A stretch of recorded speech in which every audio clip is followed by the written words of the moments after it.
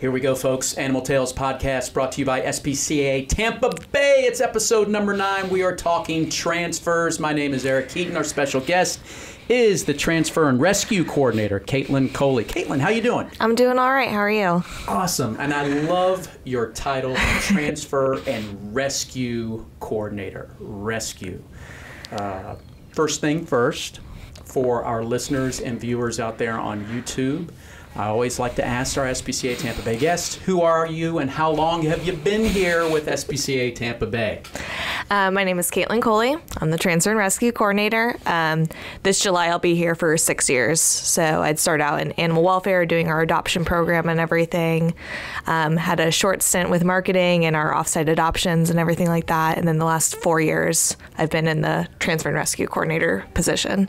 Outstanding. 6 years. I think, the past few guests on our episodes, you have the longest tenure. Ashley and I actually have the same start date. So if y'all watched a couple episodes back, Ashley and I both started Wildlife. July 3rd. Yep.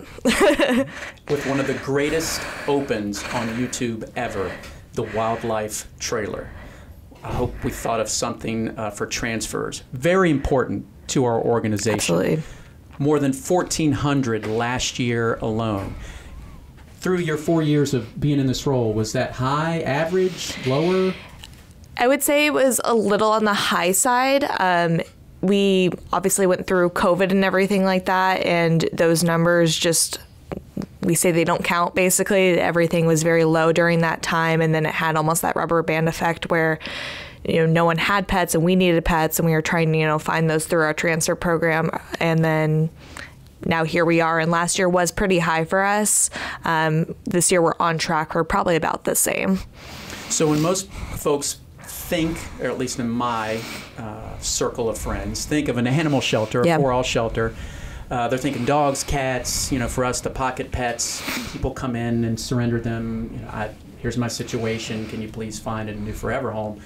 But the Transfer and Rescue, describe this department because it may be the area that most people only think of during emergencies. Yeah. So SPCA Tampa Bay is very unique in that we are, that open admission resource for our own community, but we still have such an awesome adopter base where we need more pets than our own community supplies.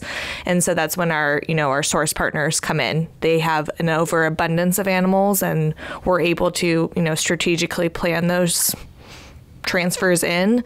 I try to usually do at least 1 or 2 a week. That may be, it could be 10 animals, it could be 15, it could only be, 2 dogs that week. It just kind of depends on our capacity, their capacity, everything like that. Also with with SPCA Tampa Bay, we take in all species. And so we do, we have that resource for our own community, but I've also, we just took in a hedgehog a couple weeks ago on transfer. One of our partners, Humane Society of Treasure Coast, they do some other species adoptions, but they do focus on dogs and cats. And they were like, can y'all help us with this? We know you'll move it a lot faster. And we're like, sure, send them on up. So we adopted out Lazarus just a couple weeks ago. And same thing with Tallahassee. They have sent us a bearded dragon, a couple guinea pigs, just odds and ends animals. So it's cool to be able to help out with those very niche critters. So what is the transfer process like for you? Is somebody like Tallahassee or the Treasure Coast picking up the phone, similar role, call Kaitlin, have some extra animals, SPCA Tampa Bay, that's the place they'll be able to find them a forever home quicker. Talk about that process a little bit. Yeah, so I kind of I meet my partners where they are, basically. So everyone operates just slightly bit different. So I kind of, if they're doing one process for how they, showcase their animals, I'll kind of, review off of those, whether it's a Trello board or, a working Word document, stuff like that. We do try to focus on animals that are going to move fairly quickly through our process. So some of that variety comes to our floor. One, they're only going to be on our adoption floor for a little bit, but it also draws people in to come look at the other animals animals that we do have. We do have some cases where we're able to say yes to a couple medical cases. And so we've brought in animals that need emergency surgery or, you know, an amputation that they're just not going to be able to get at the current shelter that they're at for maybe another 2 months or something. Yeah. You know, we don't want animals sitting like that for longer than they need to be. So if, you know, Dr. P is able to say, yeah, I can get them in next week, be like, all right, put them on the truck and they'll come on in. Yeah. And Kaitlin, from a high level, once the animals are here, talk about that process a little bit, because I've seen your team in action. One, you're one-person department, and anybody that's seen our videos or any of Matt's videos of like a hurricane transfer coming in that the media just gravitates toward, we'll see like 6 or 7 people here working. You have to put all that together to get volunteer. Talk about that a little bit in that process once they get here, and then how soon they get to the adoption floor. Yeah, I think everything is really just dependent on our own resources. Like any given time, like sometimes things can, you know, we've had, my most memorable one was we had a dog came in that morning and was adopted that afternoon. That was my fastest like in and out transfer we ever had. It's not always that quick, but usually they'll come in most of the time unaltered, and so therefore they'll maybe have to sit a couple of days, get evaluated, and then they'll move through our spay and neuter process here. If they're heartworm positive, they might sit for a little bit longer. We have a 5-day holding period for them just to keep an eye, make sure that they're recovering well from that process, and then they'll go up for adoption from there. Yes, I am the only one who does transfer and rescue coordinator, but I'm very lucky that I have a team that supports me in anything I ask for. So like, you know, my intake department, but I also rely very heavily on vet services. Obviously the adoptions are the ones who are getting them out of here. So it's definitely a lot of community teamwork, all of our core values at play, I think. Yeah. And a lot of those transfers don't just happen in the middle of the day. They happen very early in the morning, overnight, late at night. Describe what that's like for you being here and getting those animals. They've been on the road for a long time, but also talk a little bit about when you have to go on the road. Do you use earplugs? Because I've heard the stories. We've had members of our marketing team travel before, and they get the video, and I'm like, okay, it's on. I know it's only 4 hours from Tallahassee, but you have 30, 40 animals in the back, and they're just not quiet along for the ride. Yeah. I would say it's really hit or miss. You have the ones that you think are going to be a quiet ride when it's like adult dogs, be like, yeah, they're going to just sleep, and then, you know, they don't. And then sometimes the puppies will, you know, they'll sleep for the first 3 hours, and then, but that last hour when I'm sitting in Tampa traffic is when they want to all wake up. Here we go, we're almost there. No, I'll do podcasts on my way there, and then on the way back, I'll put on some music and kind of, I'll shift through a couple of genres, see what the dogs want to listen to. Sometimes it works better, and if they're unruly, then they're unruly, and we'll listen to whatever I want to listen to. So hopefully Kaitlin's listening to the Animal Tales podcast with Eric Keaton on one of them. They're only about 20, 30 minutes long. Great stuff. Let's go back to 2017. Yeah. I know you were not in this role, but share with us. These are the transfers that most folks, because the media gravitates, you know, toward our organization, especially when we have transfers in during hurricanes. Absolutely. So that year we had Irma and Maria, 2 very different transfers that were happening with our organization. Yeah.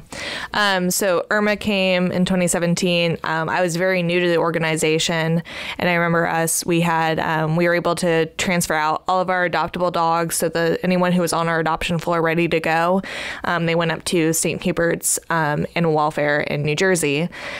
So that was very interesting, and me and any of our other staff at the time were not used to our animals leaving. Yeah, because Irma come to the Tampa Bay area, much like Ian went to South last year. Yeah, we were out of power. I mean, we were, in hindsight, we did everything right. Like our current person who was handling the transfer and rescue, like, absolutely made the right call and needing to get those animals out. Our shelter was still standing, everything like that. We didn't experience too much damage, but we were out of power for, I think, about a week, which in big picture, that's not too bad. But Irma was devastating. Not as devastating as Ian, absolutely, but still without power and essential resources. I mean, we still had to come in every morning. Anyone who could safely make it to the shelter came in to clean and, get the animals walked, fed, whatever we could safely do. So I was fortunate that my path to the shelter was a safe one. So I came in, I think, every day during that period while we were out of power and everything. I think we had sent some of our cats out too.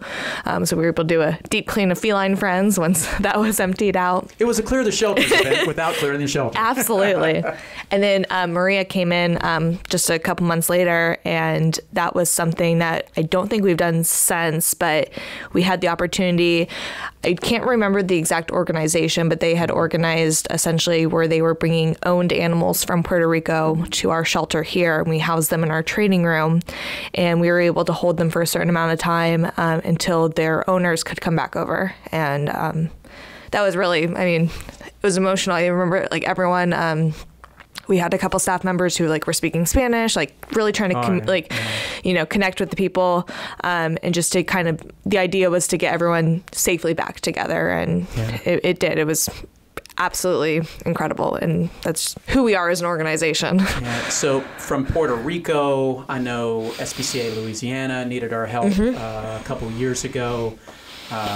Probably have some stories from Houston when they were hit by, that massive flooding after the hurricane a few years ago as well. Who are some of the other organizations that we work with to bring animals in that we have great relationships with? Yeah, so for our regular partners and everything. Right. Yeah, so we have a lot of long-standing relationships that were actually created well before I was even in the position. So, these are relationships that are 5-6 years old. Franklin County Humane, they are in East Point, Florida, which is up in our panhandle. They are one of my favorite partners. I'll throw that out there. We get a lot of our hound dogs from there. A lot of awesome cats come from there. We get some pretty cool medical cases from there. And unfortunately, we've gotten some cruelty cases from there too. Yeah. We've actually had 2 animals recently that came. They entered their shelter extremely emaciated. A Good Samaritan found them on the side of the road. 2 young puppies. They were just curled up in a little ball. They brought them in. Just any parasite you want, they got it. Angus and Zelda is what they had named them. They were at their shelter for, I think, about almost 2 months, just recovering, putting on weight, learning how to be, happy puppies.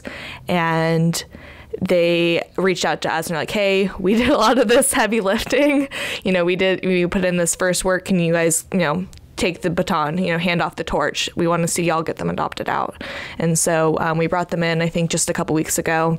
Angus went quicker than I think we imagined. He was already pretty healthy. They were also already spayed and neutered, so Angus really just got checked out and went up on our adoption floor and was gone that same day. I think he was only on the adoption floor for 30 minutes. So, wow. Going from his name was Angus, famous guitar player. So, the emaciated puppy on the side of the road to now in a very loving home. The pictures before and after are amazing. Yeah, they're interesting. And then now we do still have Zelda in care. She is a younger dog. I think she's only about 6 or 7 months old. It's kind of hard to tell, given she might have some stunted growth. But she's already heartworm positive, which is actually very sad that she's such a young puppy and already has that disease. So we're going to treat her for that and then get her up for adoption as soon as we can. Awesome. So, and we shared some pictures of some of those animals. Zelda, a little bit of German short-haired pointer. Yeah. Definitely. Looks like definitely had some of that in her as well. What else to share about this transfer program and rescue program that we have here at SPCA Tampa Bay? Yeah. I want to, highlight a couple of our other partners. We do have Tallahassee Animal Services up in the Panhandle as well. We have I would say most of our partners reside in that Panhandle area. That's where they need a lot of assistance. So we worked with the shelter that's there in Chipley, all the way out to Walton County Animal Services, which is just about, far west as you can go in Florida. Then we do have a couple partners out of state. We do try to focus here in Florida because there's a need, but we do have an awesome shelter in Whitfield County, Georgia. So that's Whitfield County, yes. And then it's in Dalton, Georgia. When you were earlier, Kaitlin, when you were describing how you were going through the spreadsheets and on the phone and everything, I quickly in my head had the vision of like a sports general manager going through. Well, Zelda looks pretty good. What about Angus? Spay neutered? Good. Put him on the list. Put him on the truck. The trade is complete. That's the picture I had in my head. Absolutely. I mean, and it's like, I hate to say it, but a lot of times it is kind of like looking at animals in a spreadsheet and trying to make those best decisions. We do also have, those kind of outliers that are, my partners know how to get me. They'll sell me a story and I'm like, fine, they can come. and also your experience, our community. Yes. You've been in adoptions before. What our community is looking for. Absolutely. I mean, Angus gone in 30 minutes. The other dog, Zelda, going to be here a little bit longer, medical conditions. Mm-hmm. So, if we're able to move them quicker, that makes a big decision. Yes. Yeah, I mean, those, to me, are sometimes easy guesses that they can just come on in and we know that they'll be gone just as fast, which then in turn helps me say yes to the next transfer because we've opened up those, 5 kennels already. On the other side so I do, transfers in, we also do have quite a few rescue partners. So when we have animals that maybe aren't going to be adoption candidates here, whether, they have something behaviorally going on or maybe something medical, I think we see a lot of medical stuff that's outside of our resources. And we're very fortunate to have quite a few rescue partners that are able to essentially pick up those pieces, where we fall short, they're able to, say, yes, we can be able to handle this case. And so that's the other side of what I do. Yeah. And you mentioned earlier, Dr. P, mm-hmm. Dr. Sharon Pindar and the medical staff here. Briefly talk a little bit about them because I'm sure for them, and I hope to have Dr. P and other members of their team on the Animal Tales podcast here in the near future. Because I'm sure their protocols and what they go through for one of your transfers coming in is very different than XYZ dog being surrendered because of a various reason from here in the local community. Yeah. For the most part, I'll have at least some sort. It's different because we have usually medical background from, the animals that I have coming in from like transfers, but we don't always have that behavior background. A lot of times they come in as strays to the other shelter. So we're like, all we know is from the last, week they were there. Yeah. Like, this is the kind of dog that we think that they might be. Versus when they are coming through our intake office, we typically have that better background of, they lived in the home for X amount of years and they like cats and they, they love to hang out with 2-year-old kids and stuff like that versus I don't know if Zelda's ever met a child, but, she'll give it her best go. Or been to the vet. Exactly. So important, like at our own veterinary center right now, and because it's hurricane season, please go to your veterinarian. Yes. Get your pet checked. Check the microchip. Have an exam so that way there's some history. It just helps prolong the animal's life. Absolutely. And if you're a human, do that for yourself as well. My goodness, the health of our country, and not only for us, but for our pets. Go to the doctor. Get a physical. That was my lone rant. I usually don't rant on this podcast, Kaitlin. Kaitlin is one of our few followers on LinkedIn. I rarely mention that social media channel, but she is there all the time. Thank you for that. I try. I know engagement's important. Very different from Facebook and Instagram. Anything else you would like to add about this transfer protocol that we have here at SPCA Tampa Bay? I'm sure there is, and nothing that comes to my mind right now. We do try, you'll see if you ever do come to our shelter, you'll see on their kennel cards, it'll say like how they got into our shelter. It'll usually say PP out of space, which means placement partner out of space. So you can kind of see which dogs we do have that are transfer candidates. It doesn't just quite say, transfer in big bold letters, but any of our adoption counselors can talk to you about, who's a transfer. If I have any background, I put it in notes for our counselors to try to go over some of that background. But sometimes I don't know anything about this dog. They just showed up one day and here we are. But sometimes we do have that cool story where, they're found in the Waffle House parking lot and that's why his name is Pancake, something along those lines. Cool stories that before we sign off, make sure I don't forget. that Kaitlin shares, because she was also one of our guest hosts for Day of Giving last year. Yes. That talks about our transfer program. Were you nervous when you did that? Yes. You did great. I knew it could be edited, so it was all right. That was an outstanding campaign, thanks to folks like Kaitlin, and Dr. P as well, and all of our other SPCA Tampa Bay guest hosts for that Day of Giving that really helped us raise a lot of money. And I'll sign off for this segment with this and remind people, last year, 1,460 animals transferred to our facility. That is about $120 a month. And remember, for every animal in our care, it costs more than $30 to take care of them one day. Start to do the math, folks. Fist bump. Let's do it. Fist bump. That's transfer. Rescue coordinator, Kaitlin Coley. We're going to take a commercial break. When we come back, we'll wrap up this episode number 9. Thank you. Thank you. Your best friend deserves the best care. Book an appointment today with the SPCA Tampa Bay Veterinary Center, a state-of-the-art facility with a state-of-the-art staff and state-of-the-art patients, too. All your pet health needs in one location, accepting new patients today. Call 727-220-1770.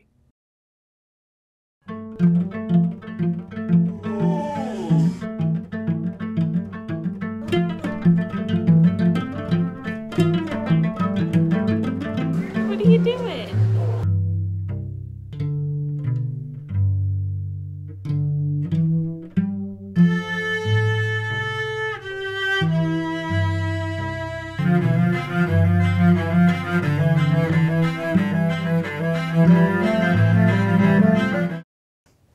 Welcome back to the podcast. It's called Animal Tales. I'm Eric Keaton. Thanks for watching on YouTube and for listening on Spotify, Apple, or whoever you like to select for your podcast provider. Let's talk about barking news. It's breaking news, but we like to bark out all of our event information. All right, I have my lineup in front of me. Glasses are on. We have a kitten shower coming up on July 8th. All of the information is on our website and on social media. Think of a kitten shower just like a bridal shower. So we are asking for donations for our kittens. One of our previous podcasts with Hunter was talking about fostering kittens. He's going to be there providing some instruction. We're going to be recruiting new volunteers. It's happening in Largo, July 8th. It's on a Saturday. Kitten shower. Yes, there will be kittens there to answer that question. But before that, the last weekend of June is the big Pride event down in St. Pete. SPCA Tampa Bay, I want to say 3, 4, or more years now, we'll have our parade vehicle. Look for it. It's going to be exciting. On that Sunday, there is a community event. And we'll also have our team out there talking about our vet center. And remember, at the vet center, I'm going to talk about it in a little bit, they have a special right now to save you some money and to help your pet get prepared for hurricane season, an exam, and check on that microchip. Very important right now, and you can make that appointment at our veterinary center. I'll talk about that a little bit more.